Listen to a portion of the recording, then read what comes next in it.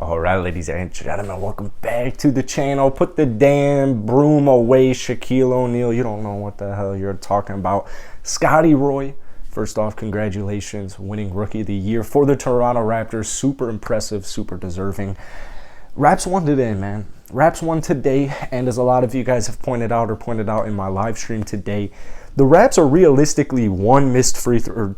Precious went 0-2. I'm not trying to solely put it on Precious, but they're like essentially a free throw away from being tied at 2. Here's the bottom line. No team, some way, somehow, it's happened in hockey, it's happened in baseball. No team has ever come back 3-0.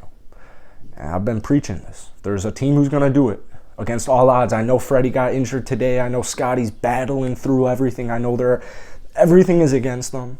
Good news is, I don't like injuries, but Joel's a little, he's got a bad thumb. He's got a bad right thumb, and you could clearly tell it was affecting him today. If there's going to be a team to come back 3-0, it's a Nick Nurse-led Toronto Raptors squad. If there's a team to blow a 3-0 lead, it's going to be Doc Rivers in this Philadelphia 76ers squad with Joel and James Harden. Today, we finally saw the trappage of Joel Embiid. We finally saw it. We finally saw all these super solid-ass adjustments. And as I've been saying, it's not like Toronto necessarily has been playing amazing. Today, especially offensively, you knew coming into this series, it's going to be gritty, it's going to be grindy, and you got to rely on, your stars for the most part.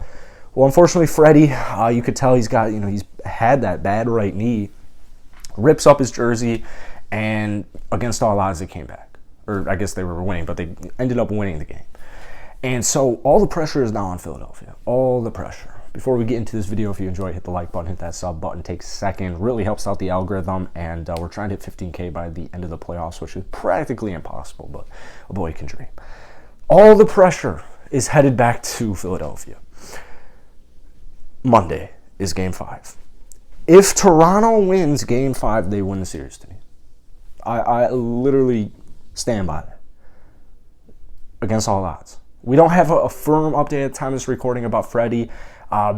Scotty hit somebody, I forget whose ankle he fell onto, but injured his ankle. You could tell he was a lot less aggressive, especially offensively. He's kind of hobbling out there. He's doing anything he can do.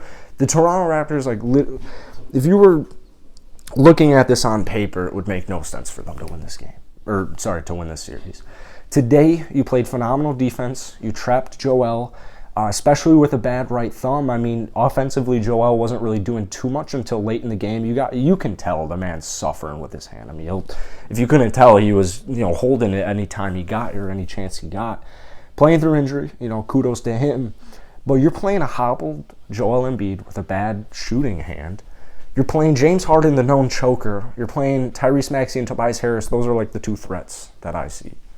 A lot of the rest of the series to me relies on Tobias Harris and Tyrese Maxey.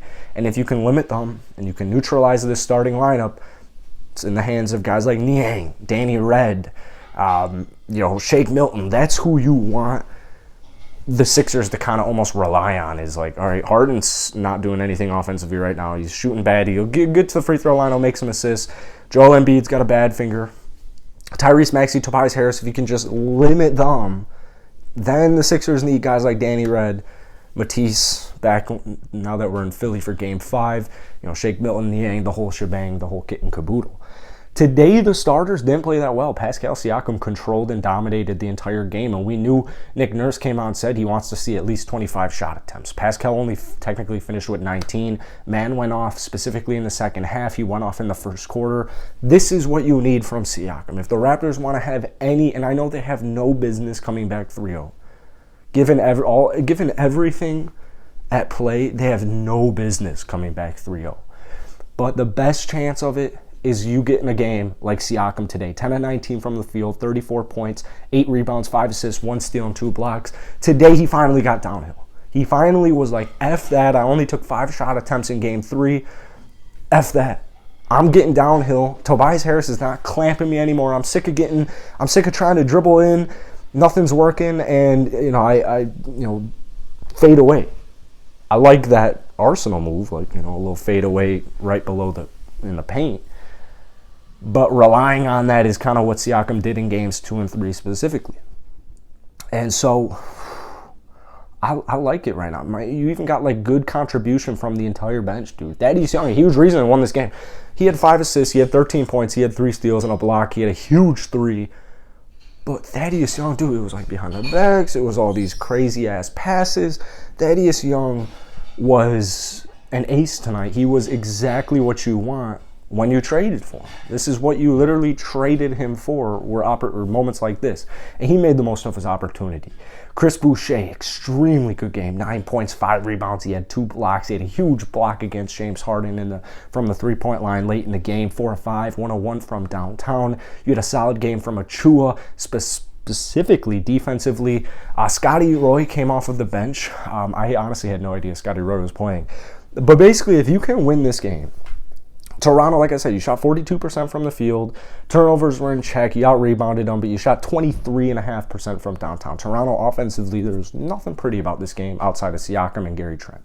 Gary Trent, another key, critical component. Hopefully he's like fully not sick anymore. Hopefully he's fully healthy. Tonight, 24 points, 8 of 20 from the field, 3 rebounds, 2 steals, a block. He had huge impact defensively. But basically, like I look at this, I'm like, all right, you had Siakam go off. You're going to need a guy to go off every game for the rest of the series if you want to win it. And hopefully every game it's going to be Siakam. But you need chip-ins from Gary Trent. Basically what I'm trying to get at, Siakam 34, Gary 24, Thaddy 13 points, Chris Boucher 9 points, OG with a horrible offensive game except for, kind of in the second half he made a couple of buckets. He showed up when he needed to, I guess, but for the most part it was disgusting. He started 1 of 10, 11 points. Like, this was so ugly offensively, unless your name was Pascal or Gary or I guess Thaddeus and Chris. So if you won this game, and you kind of controlled the entirety of the game. Yeah, Philadelphia definitely came back. They tied. Like Philly came back at various points in the game. They had a nice little lead at halftime. Like I don't see why not. I really don't see why not. Your starter Freddie only played 15 minutes. That's another huge thing. If Freddie's out for the rest of the series, I mean it's probably over. To be real, I mean it's probably over. You cannot suffer another injury like that. But hopefully Scotty's good to go for Game 5. Hopefully Freddie's good to go for Game 5. And I really I don't want to say never because it's not that crazy. As Nick Nurse said, if you win that one game, it's 3-1. And 3-1's been done before. I literally cannot believe that no team in the history of the NBA playoffs has ever come back 3-0. It's so easier said than done, but it's a 4-game win streak. It's a 4-game win streak. So I think Toronto right now, they have all the power. I think they have all the control. There's a lot riding on Philadelphia right now. If you can neutralize Joel Embiid again, if you can double team him, if you can trap him, if you can get him uncomfortable, if you can get that ball in his left hand because he really doesn't want to use that right hand unless he's working the paint or he's pissed off. Get him using his left, double team, trap him, make everyone else beat you. Make James Harden beat you. They put way too much emphasis on a guy like James Harden in the first 3 games of this series when all the emphasis should be on Joel Embiid, and you should be letting guys like Tyrese Maxey, Tobias Harris, and James Harden try to win this basketball game. Unfortunately, Tyrese drops 38. I think Tobias had like 25 in Game 1. As we've been mentioning, that probably won't happen again. But once again, if you can just neutralize Joel Embiid, the series isn't over. It's a very long shot, especially we're kind of awaiting Freddie's availability. We're kind of waiting to see. He looked pissed off. He wasn't playing great. He was doing a fine job, I would say, but something happened with that knee, man. So hit the like button, hit that sub button, but drop some comments down below on this series. I do not want to give up on this Rap squad. Either way, it's been a hell of a season. They have nothing but, they should be nothing but happy, especially with Scotty Roy winning today. So, peace.